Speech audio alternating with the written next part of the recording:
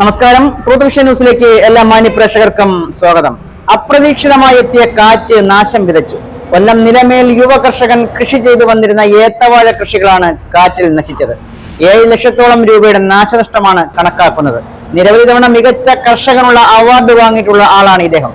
കൃഷി ഓഫീസും ജനപ്രതിനിധികളും ഇടപെട്ടുകൊണ്ട് ഇതിന്റെ പരിഹാരം കണ്ട് സംരക്ഷണം നൽകണമെന്നാണ് നിലമേൽ സ്വദേശിയായ ഷാനിന്റെ അഭിപ്രായം. അപ്രതീക്ഷിതമായി എത്തിയ കാറ്റ് നിലമേലിൽ യുവ കർഷകന് ലക്ഷങ്ങളുടെ നഷ്ടം. അപ്രതീക്ഷിതമായി ഉണ്ടായ കാറ്റിലും മഴയിലും കൊല്ലം നിലമേൽ സ്വദേശിയായ യുവ കർഷകന്റെ വാഴകൃഷി നശിച്ചു. ലക്ഷങ്ങളുടെ നഷ്ടം. നിലമേൽ വെള്ളരിപ്പാലത്തിന് സമീപം വാഴകൃഷി ചെയ്തു വന്ന കരിക്കകത്തിൽ ഷാൻ എന്ന യുവ കർഷകനാണ് 7 ലക്ഷം രൂപയോളം നഷ്ടം ഉണ്ടായിരിക്കുന്നത്. യുവ കർഷകനായ ഷാൻ 2500ഓളം ഏത്തവാഴകളാണ് കൃഷി ചെയ്തു പോരുന്നത്.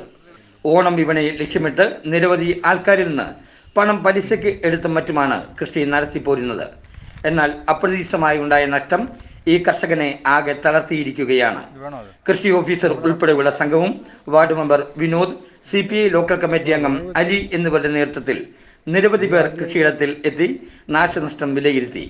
അടിയന്തരമായി കൃഷി വകുപ്പ് മന്ത്രി ഉൾപ്പെടെയുള്ളവർ ഇടപെട്ട് ഈ യുവ കർഷകനെ ജീവിതത്തിലേക്ക് തിരിച്ചു കൊണ്ടുവരണമെന്നാണ് പ്രദേശവാസികളുടെയും അഭിപ്രായം.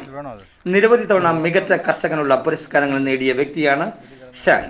News desk, Truth Vision news.